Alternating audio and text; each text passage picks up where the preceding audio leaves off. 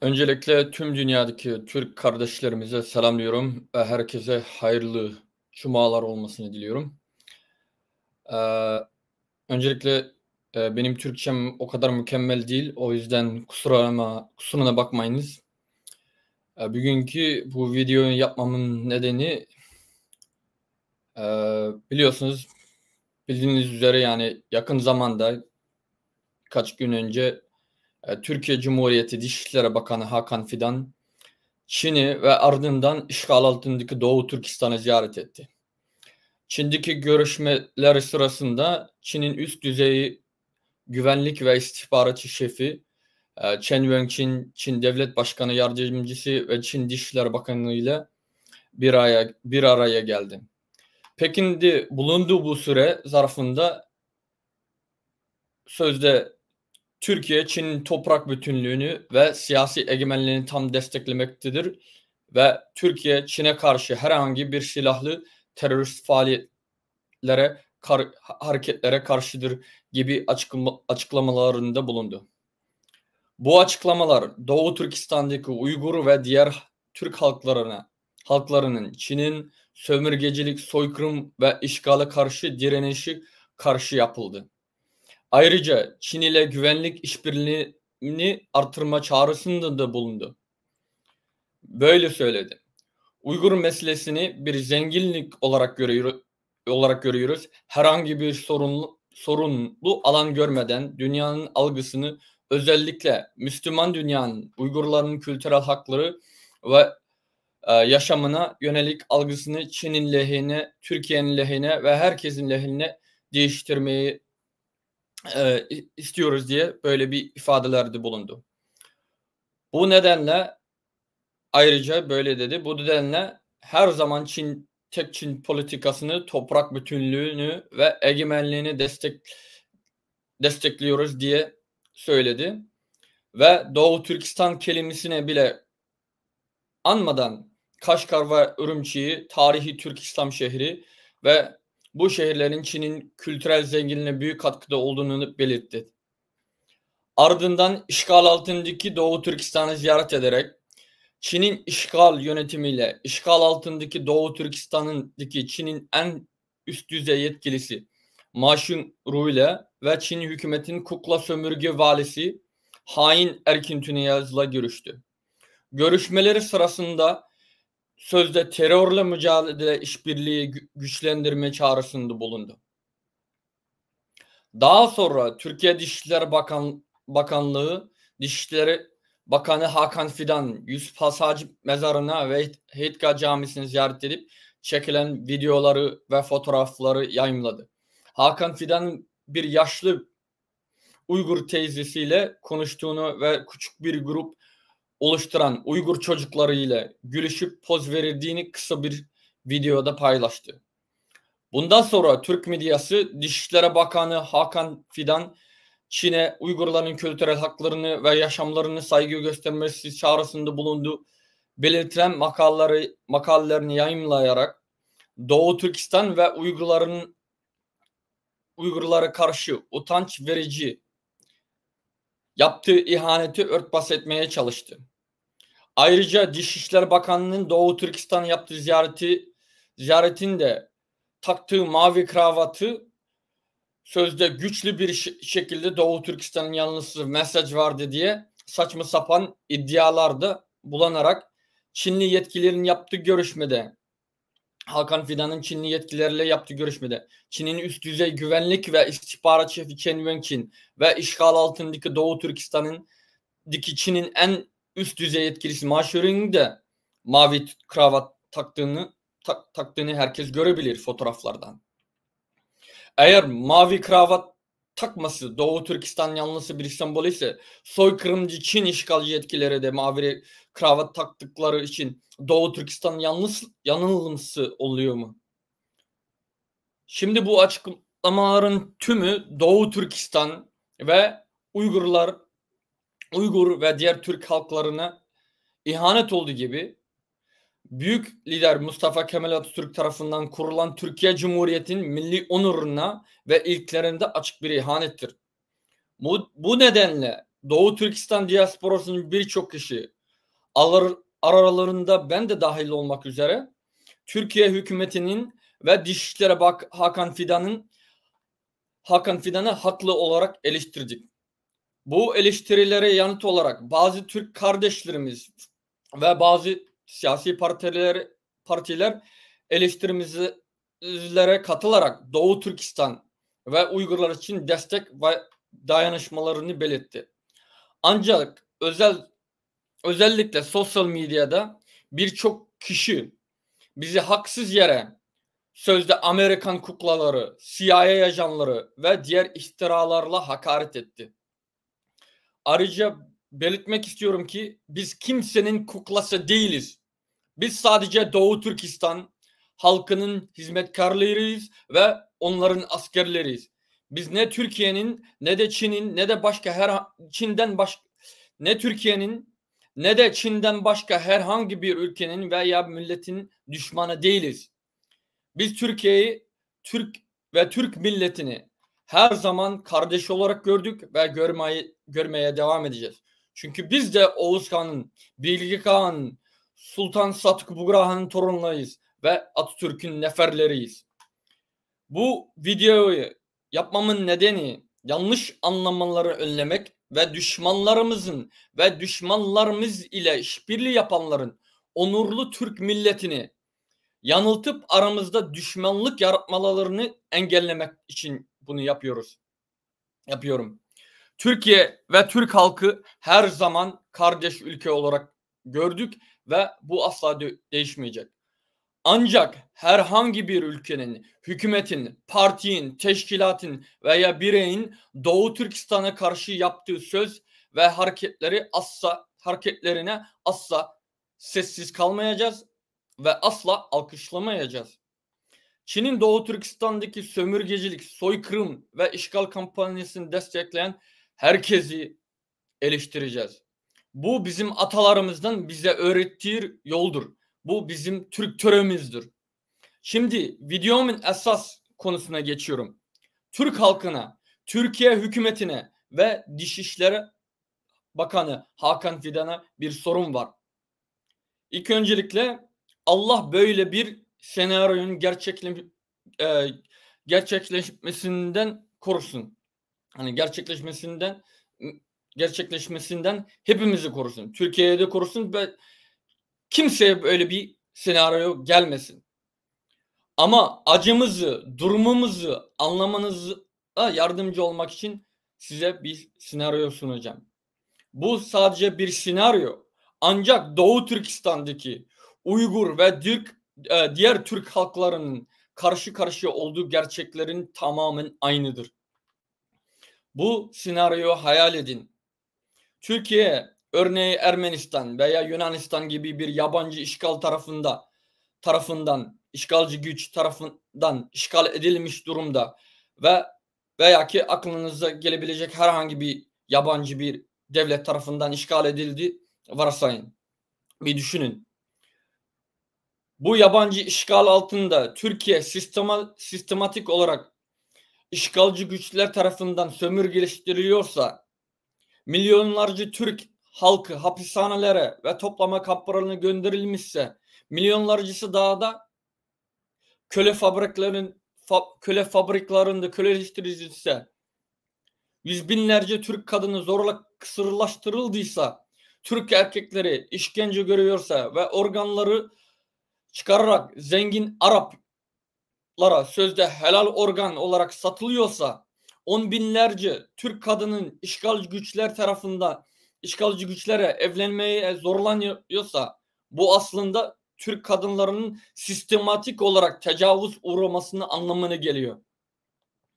Ve yaklaşık 1 milyon Türk çocuğu ailelerinden zorla koparıp yetimhanelere ve işgalci güçlerin işlettiği yatılı hukuklara gönderildiyse, burada işgalcilere sadık olmaları için beyinleri yıkanıyorsa ve asimile ediliyorsa, dilleri, kültüreli ve kimliği tamamen siliniyorsa, Buna ek olarak işgal altındaki Türkiye'de on binlerce cami işgalci güçler tarafından tamamen yıkılmışsa, Kur'anlar ve İslami metinler yasaklandıysa ve yakıldıysa, Türk tarihi, Türk kimliği ve Türk kültürü hakkında olan kitaplar da dahil olmak üzere hepsi yasaklanmış ve yıkılmışsa, yakılmışsa, Türkler sürekli göz altında selamun aleyküm veya ve aleyküm esselam demek bile suç sayılıyorsa, Türkiye kelimesini söylemek veya ben Türk'üm demek bile yasa dışı olmuş. Bunu yapmak, yani bunları söylemek otomatik işgalci güçler tarafından sizi sözde terörist veya ayrılıkçı olarak damgalanmanıza neden oluyorsa, tüm bunları yaşarken tüm dünya sessiz kalıyorsa ve göz yumarak yabancı işgalcilerin Türkiye'yi işgal etmeye, Türk halkına soykırım yapmaya devam etmesine izin veriyorsa, hiçbir Müslüman ülke, hiçbir Türk ülkesi, Türk devleti sesini gırp çıkarmıyorsa, hatta birçoğu diğer ülkelerin iç işlerine karışmak istemiyoruz, sözde Ermenistan, Yunanistan veya aklınıza gelen herhangi yabancı bir işgalcini düşünün, onun toprak bütünlüğünü ve siyasi egemenliğini destekliyoruz diyerek Türkiye'nin yabancı işgali ve Türk halkının soykırımını destekliyorsa ve bundan sonra şimdi düşünün, Doğu Türkistan Cumhuriyeti bağımsız bir devlet, bir ülke ve Türk ve İslam dünyasında saygın ve güçlü olduğunu hayal edin. Doğu Türkistan'da sürgünde yaşayan yaklaşık 100 binden fazla Türkiye kökenli Türk varsa, Türkiye'de yıllarca süren bu soykırım ve işgalden sonra yabancı işgalcilerin niyeti Türkiye'yi ve oradaki Türk halkının yavaşça ama tamamen yok etmek olduğunu açık hale geldiğinde, dünyanın çeşitli yerlerinde bazı gayrimüslim ve gayri Türk hükümetleri ve parlamentolar Türkiye'deki Türklerin soykırımını kınayıp tanıyorsa, ancak Türk halkının bizi koruyacak, bizi destekleyecek, bizim imdadımıza, bizim çilelerimize derman olacak diye ümitle baktığı Doğu Türkistan Cumhuriyeti sessiz kalıyorsa, aksine Doğu Türkistan Milli Meclisi'ndeki bazı siyasi partilerin Türkiye'deki Türk halkının soykırımını tanıma ve kınama önerisini geçirmeye çalışmasına rağmen iktidardaki, yani Doğu Türkistan Cumhuriyeti iktidardaki partisi ve Doğu Türkistan'daki en büyük milliyetçi parti bu öneriye karşı çıkıyorsa ve reddediyorsa, bu olay olduktan sonra bir iki hafta sonra ileriye gelelim. Yabancı işgalcilerin en üst düzey güvenlik ve istihbarat şefi işgal altındaki Türkiye'ye ziyaret ediyorsa ve Türkiye'deki Türk halkının soykırımını sözde terörle mücadeleyle normallaştırma çağrısında bulunarak devam etmesini çağırıyorsa ve bundan bir hafta sonra ise Doğu Türkistan Cumhuriyeti'nin Dışişleri Bakanı senaryoda örneği Helsinki veya Yerevan gibi işgalci güçlerin başkentini ziyaret ediyorsa ve Ermenistan ve sözde Yunanistan'ın üst düzey güvenlik ve istihbarat şefi, başbakan yardımcısı, Dışişleri Bakanı'yla görüşse ve Yerevan'da veya Helsinki'de bulunduğu süre zarfında Ermenistan veya Yunanistan'ın toprak bütünlüğünü ve siyasi egemenliği tam olarak destekliyoruz ve Ermenistan ve Yunanistan'a karşı herhangi bir silahlı terörist hareketlere karşıyız gibi açıklamalarda bulunsa ve bu açıklamalar Türkiye'deki Türk halkının yabancı sömürgecilik, soykırım ve işgaline karşı direniş hakkında yapılsa nasıl tepki verirdiniz? Allah aşkına nasıl tepki verirdiniz Türk milleti? Doğu Türkistan devam edelim. Bu hayal etmeye devam edelim. Bu senaryo. Doğu Türkistan Dışişleri Bakanı Türkiye'ye karşı Ermenistan ve Yunanistan'la güvenlik işbirliği arttırma çağrısında bulunursa nasıl tepki verirdiniz? Doğu Türkistan Dışişleri Bakanı Türk meselesini bir zenginlik olarak görüyoruz. Herhangi bir sorunlu alan görmeden dünya algısını, özellikle Müslüman dünyanın, Türklerin kültürel haklarını ve yaşamına yönelik algısını Ermenistan ve Yunanistan'ın lehine, bizim de lehimize ve herkesin lehine değiştirmesi iyidir diye ifade ederse, bu nedenle her zaman tek Ermenistan veya tek Yunanistan politikasını, toprak bütünlüğünü ve egemenliğini desteklediğini söylerse nasıl tepki verirdiniz? Bu senaryoda Doğu Türkistan Dışişleri Bakanı Türkiye kelimesini bile almadan İstanbul ve Ankara'yı tarihi Türk İslam şehirleri olarak nitelendirirse nasıl tepki verirsiniz? Bu senaryoda Doğu Türkistan Dışişleri Bakanı işgal altındaki Türkiye'yi ziyaret ederek işgal altındaki Türkiye'deki Ermeni veya Yunan veya başka yabancı işgal yönetimiyle işgal altındaki Türkiye'deki Ermenistan ve Yunanistan'ın en üst düzey yetkisiyle ve işgal hükümetinin kukla sömürge valisiyle görüşse ve görüşmeleri sırasında sözde Ermenistan ve Yunanistan ile terörle mücadele işbirliğini güçlendirme çağrısında bulunursa nasıl tepki verirdiniz? Allah aşkına nasıl tepki verirdiniz? Bu senaryoya devam edelim. Doğu Türkistan Dışişleri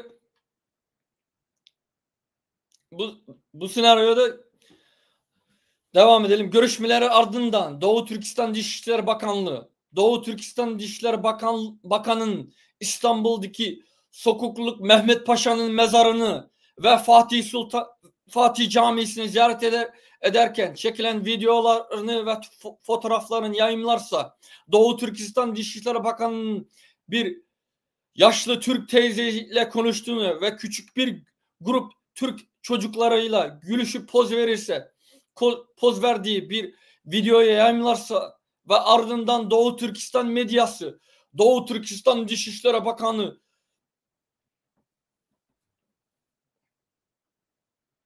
Doğu Türkistan Dışişleri Bakanı'nın Ermenistan veya Yunanistan'a Türklerin kültürel haklarını ve yaşamaların saygı göstermeleri çağrısında bulunduğunu belirten makaleleri yayımlayıp ve Türkiye ile Türk halkına yapılan utanç verici ihanet örtbas etmeye çalışırsa nasıl tepki verirsiniz?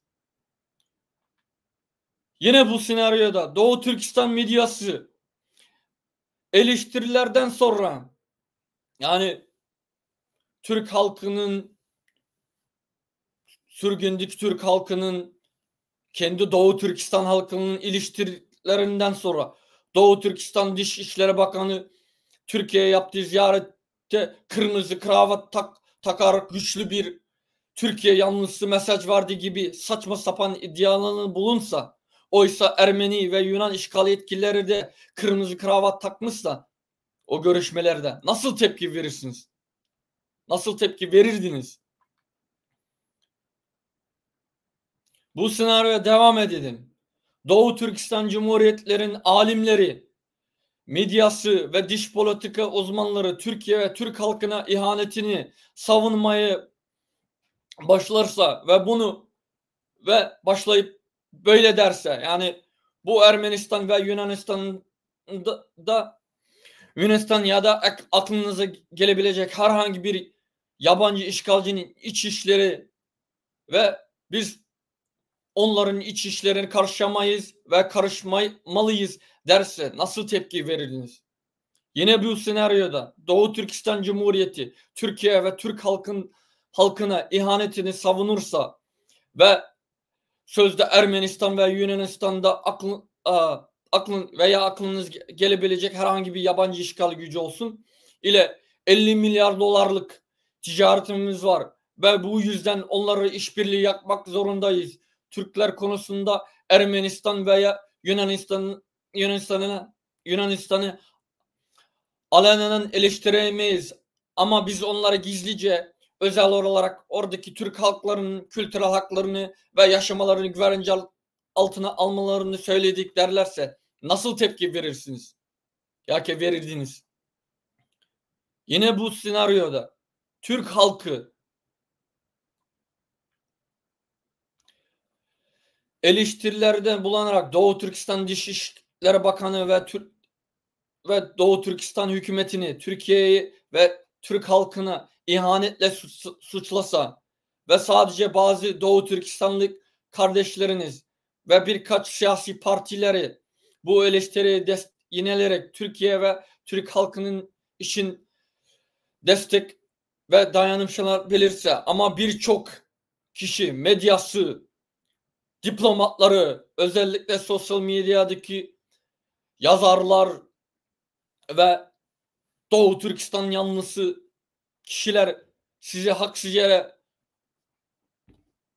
bu eleştirileri yaptığınız için sizi Amerikan kukları, Avrupalı kukları, CIA ajanları ve diğer alçak ifadelerle suçlarsa nasıl tepki verirdiniz?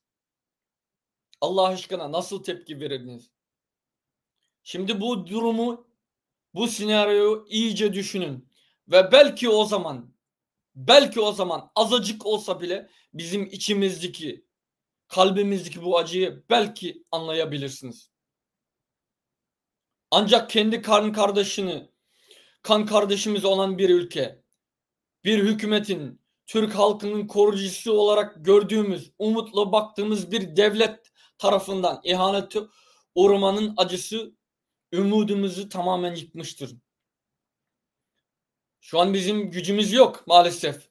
Ve tek yapabileceğimiz şey acımızı, üzüntümüzü ifade etmek için Türkiye Cumhuriyeti'nin, hükümetin yaptıklarını, bu ihanetini eleştirmek ve Türkiye Cumhuriyeti hükümetinin kendinin kurulduğu ilklerine, kendinin milli onuruna dönüp hatalarını vakti varken düzeltmesi için dua etmek ve çağrı yapmaktır.